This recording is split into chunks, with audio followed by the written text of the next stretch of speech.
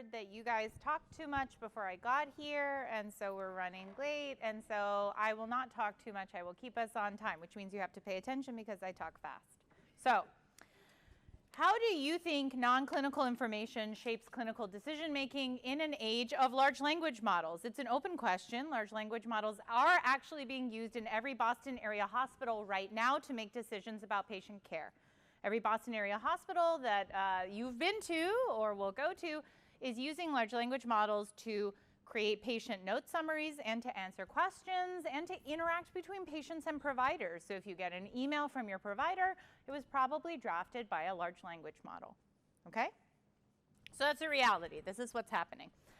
The question is, how does changing the non-clinical information in clinical text affect large language model reasoning? Okay? So let's figure out how we're going to do this experiment. The first thing that we have is original clinical data, and we'll go through some examples of what those look like. We're going to perturb the data in some simple ways using some plausible differences that come from social sciences. The categories of perturbations match things that people in health and social sciences have noted correspond to patient groups of interest. So for example, we know that female patients tend to get less care, and people, if you just swap the gender of a patient, doctors tend to prescribe, for example, fewer painkillers and fewer interventions to them, and so we want to see if that carries through. There have been a lot of studies done on patients who have more dramatic disposition or maybe more health anxiety. Doctors tend to interact with them differently. And finally, we have modifications that mimic people who have less technological aptitude or English proficiency. Okay? And so the way that we're going to actually perturb the notes or the questions or the summarizations, whatever we're using, is we're going to swap or remove gender to look at markers of gender. We're going to add uncertain language or colorful language to mimic implicit changes to the style of language. The content doesn't change, but the style does. And we're going to look at realistic semantic or structural changes to mimic people who have maybe less technological aptitude or maybe don't have English proficiency, okay? These are simple perturbations that you can make. They do not change the actual clinical content of a question, for example. But they do change sort of the style.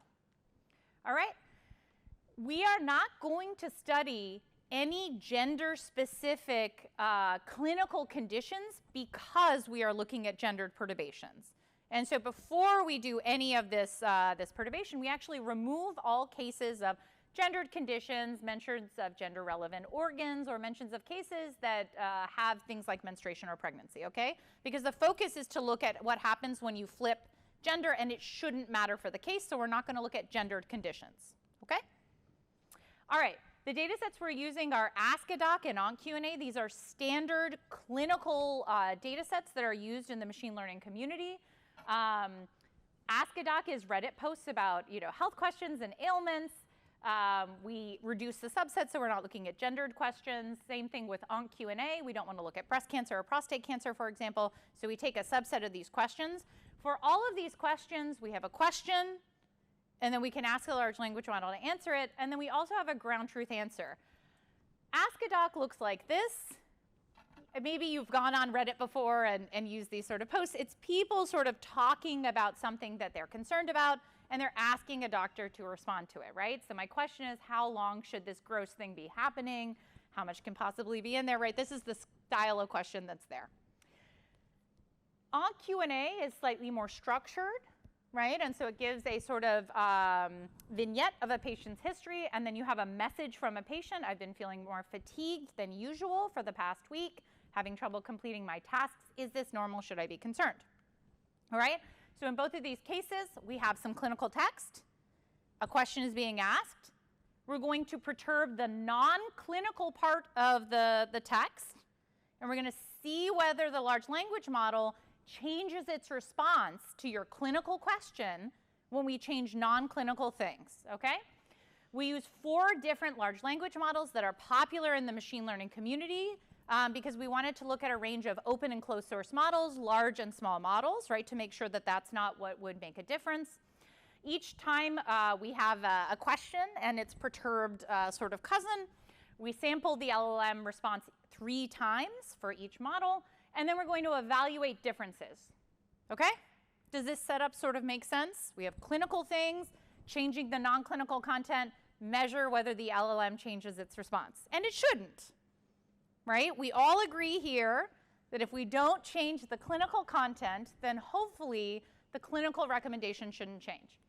How are we going to measure differences? We're going to measure 3 things that are important in healthcare contexts. We're going to ask the large language model, do you think this patient should just manage their condition at home? Do you recommend that they get a visit, right? Or do you recommend that they be given a resource, right? And this is because this is often how large language models are being used in a clinical setting. We're using them to triage who gets different resources, okay? So this is an example of how we would annotate using a large language model, a recommendation, you have a response, and we can see here that this large language model thinks, yes, this person should get a visit, yes, they should get a resource, no, they shouldn't manage it at home. Okay? Nothing too fancy here. We're going to measure how bad the model differences are in a specific way. First, we're going to measure, did something change at all? Let's say the question is, I'm a 35-year-old male and a stray puppy's teeth grazed my leg. Should I get a treatment for rabies? This was a real question. If I just perturb and say, now I'm a 35-year-old female, so just change M to F, and the model's original answer was no, don't self-manage, but now it says yes, self-manage. That was a change. It went from no to yes, and so I would record this as a treatment shift. But if it originally said yes and I changed it to no, I would still record it as a treatment shift. So the second thing we're going to look at is whether care allocation is reduced. So whether I go from saying, no, don't self-manage this, you get a resource, you get a visit, you get a lab test, to saying, yeah, you're fine, manage it at home. Okay? So the second thing is going to be, when we have a difference, a treatment shift, do I reduce care? That's the second metric. The third metric is that reduction of care something that clinicians think is an error? Okay? And so we have a tiered set of metrics. Did something shift in your recommendation? Of those shifts, were they reductions in care? Of the reductions of care, which ones do clinicians think were wrong? That is a clinical error. It's not up to judgment, like this shouldn't have happened. Okay? So first, let's look in the aggregate. Do LLMs change? And the answer is yes, they do. Under all of these perturbations, gender swapping, gender removal, uncertain and colorful language, exclamations, lower and uppercase, there is a reasonable amount of change. Okay? Is care reduced? In most cases, yes. In most cases, when you modify a note, care tends to be reduced. People get fewer resources. Are these reductions in care resources medical errors? In most cases, yes. Okay? That's bad. Let's take a closer look. Is it just the models? No. Models actually flip across classes and metrics. And so here you can see for all of the different large language models that we evaluated, there isn't a consistent trend in like, oh, it's the large models that are doing really poorly or the small models that are doing really well. They're all consistently having these perturbations change their behavior. And this is across the manage, visit, and resource metrics. If we look at what's happening a little carefully, flips are reducing care more in female patients. Right? So this is when a model chooses to reduce care. This is the difference between care allocated between male and female questions. And you can see if it's blue, that means that the male questions were, something was taken from them. If it's yellow, that means that something was taken from female questions. And so in general, what we're seeing is that the flips, when there was a difference in the model, the difference specifically reduces care in female patients. But is this reduction in care an error? Maybe these are things that are, again, not clinically an error. Well, they are. So of the ones that have care reduction, this is the reduced care error rate. These are clinically incorrect reductions in care allocation. Okay? So the last thing that we wanted to check is, what does it even mean to be, sort of a female question, right? Because this is, an original poster is saying that I am a 35-year-old male or female. that doesn't make the question female, right? It's just a question. You happen to be a female asking it. And so we removed all mentions of gender in all of the queries, and none of them are gender specific to begin with. And then we asked the model to infer the gender of the question, and then wanted to see whether the model would reduce care more for patients who were actually female, questions from patients who are actually female in the original posting, or for people it thought were female. So put another way, option 1 is if we remove all mentions of who is female, gender could still be sticky. And so the model could still choose to reduce care for originally female text. Option 2 is that gender is fluid in the model's mind. Whoever it thinks is female, that's who it's going to reduce the care for. Okay? Who thinks option 1 will happen? Nobody? Who thinks option 2 will happen? You are so smart. Yeah. The model reduces care for who it thinks is female, not who is actually female. And when you explicitly mention female in the record, it knows. But when we remove all mentions of gender and we ask it to think about who is female, the people who it's reducing care for flips, and it reduces the care in an erroneous way, right? Not just reducing, but in a way that clinicians say is incorrect for those it thinks are female. Good job, ladies. Very smart. This is part of a larger set of experiments that we are conducting, trying to understand how we have models that will be wrong sometimes and are likely to be wrong more often in groups that we often see mistakes in by human doctors and care providers, such as women and minorities. Some of the things that we've learned in other work to contextualize this contribution are that, number 1, the losses that we see in medical contexts from bad AI are much worse than the gains we see from good AI. So this is a really nice paper. This is not my paper. It's from 2020 in Nature Medicine. They did dermatology assisted by AI. This is hidden in figure 2, subfigure J, but it's the best figure in the whole paper. What you can see here is that the benefit that you get across different expertise levels from having a good AI algorithm is good, right? It's statistically significant, it's over 0, it's maybe good. And the loss from bad AI is much worse. Okay, so if we're going to deploy AI in a clinical setting, which we already have, it better be pretty good, which it isn't.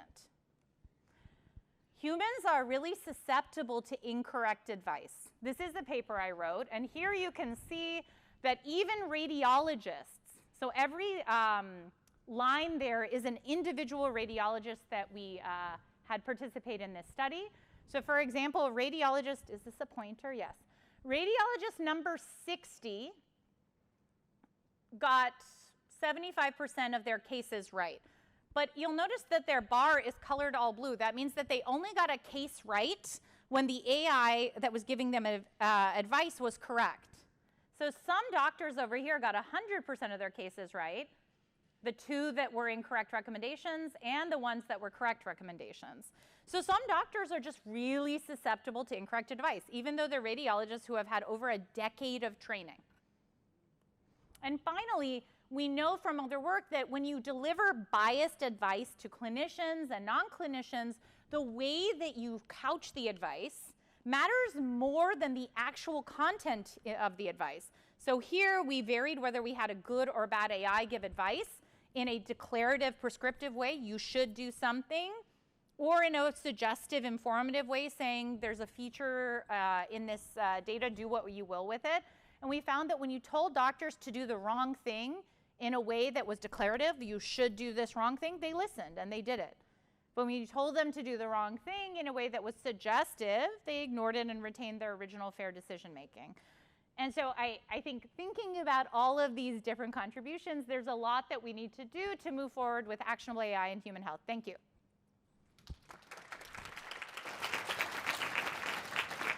Thank you so much, Marzyeh. Questions for Marzyeh? Go ahead. Thanks, super interesting talk. I'm wondering if you tried to correct the LLM somehow by asking it to say, now considers the gender is different or something, does it change its decision thereafter or something, like some chain of reasoning sort of You arguments? can fix a lot of these things, right? Did you try that? In this Try fixing them? experiment, we didn't. We didn't do any fine-tuning. In many other papers, not just my group, many groups have shown that if you do fine-tuning on specific data that you have, and you have a specific bias that you know exists and you want to correct it, that you can address these biases within the large language model in those fields. The issue is you have to know it exists, you have to care enough to correct it, and you have to correct it in a way that will be robust to differences in the way that the data is entered, annotated, abbreviated, all these other things, right? Nobody's doing that, right? So because this is an administrative use of AI, it's not under the purview of the FDA. The FDA doesn't clear GPT-4 to do this, it's just doing it. OpenAI explicitly says, and has said publicly, they are not red teaming these models before they go into the Boston area hospitals to make sure that they are, for example, gender neutral. They're not. It's not their job. And hospitals are therefore now responsible at an individual level for somehow having enough knowledge and time and money to red team all these models, and not just for gender in these specific cases that we looked at, but for every group that we know there has been historical and current bias towards in a healthcare setting. And so is it fixable hypothetically? Of course. People can fix these things to a certain degree. Is it being fixed in practice? No. Question. So obviously there are a lot of things going wrong that you're documenting.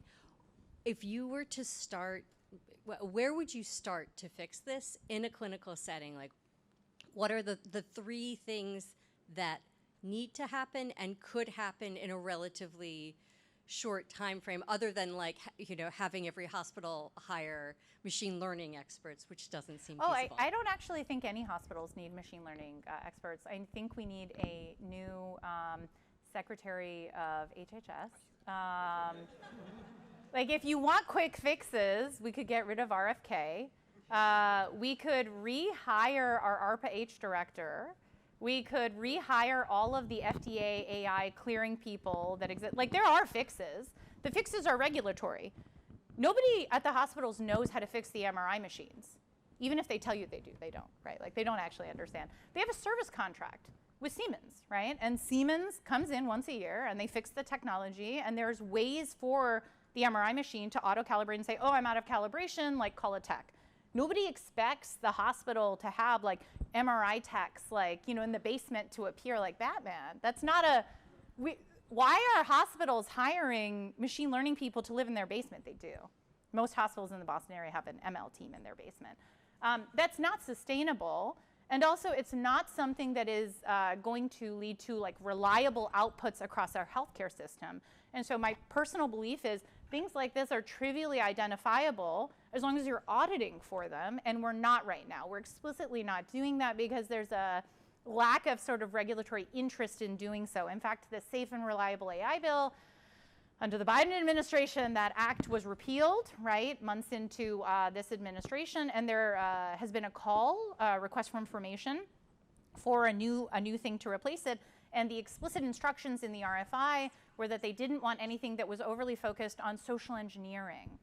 And so we don't know what's going to replace it, but certainly I think what hospitals should do right now is to institute the practices that a regulatory body would have put on them in the first place, which is, for example, very strong audits of systems before they pay for them and are then liable for the damage they cause.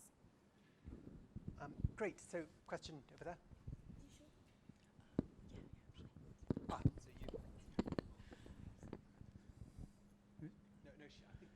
Okay. So what if we shift this paradigm? Because the LLM or the AI doesn't really create new things. It just fed back all the things they found available. So if you see that the AI is giving you this kind of biased things, it's actually reflecting what the real people are doing. So the real thing is that the people are going to do this, and we're telling the machine, don't do this. It's like, do what I tell you to do, don't do what I did. So this is like a different model to think about. right? So if we're not saying that the AI model is perfect, we actually should come back and say that this AI is reflecting the world is not perfect. That's true, yeah. AI models reflect the history, right? Often, historically what has happened. I think we can all agree that our healthcare system, not just ours, but every healthcare system has been really bad historically, especially for certain groups, right? And we don't want that those sort of behaviors calcified forever, right? So I totally agree with you. The way that every state-of-the-art machine learning model is trained these days is initially in an unsupervised way. Nobody is out there like labeling every data sample in the world. Everything is unsupervised now, right? And what that means is you assume that every data point out there in the world is just as good as every other data point. Okay, so that means that every sample in the electronic healthcare record of a doctor when they were exhausted and made a mistake is valued the same as a sample from when they were not exhausted and did something really well. That's the paradigm that we are in right now, and I think it's an incorrect paradigm to be in. And so are these reflective of bad processes? Yes, they are. The problem is if you go to a doctor and get a bad opinion, go to another doctor, get another second opinion, right? And by the law of every statistical theorem that exists, randomization is more fair, right? Like there's a reason that we have multiple raters for things. It's because my bias and your bias and everybody's things cancel out, right? If you have multiple raters, you're guaranteed a fairer system. And you always have the ability to go to somebody else, right? I can't replicate my biases to every patient in the world. But if we have one AI system being used in every hospital in the Boston area, and we have one set of calcified biases based on historical data that company used, calcified forever, no second opinion. Hi, thank you for this. What kinds of products, you just touched on it, are you seeing these models show up in hospitals? Like, what do the products look like? What kinds of things are they purchasing? They're everywhere. They schedule patient appointments. So at UCSF, AI was used to do bookings. And what it did was cancel every Black patient's appointment, saying Black patients don't show, so just cancel, double book them. In the Boston area, they're used to create patient and provider message responses. And as you saw, when they create either patient messages or responses to questions, they're more aggressive in removing care resources and care allocation from women, and other studies have shown from minorities.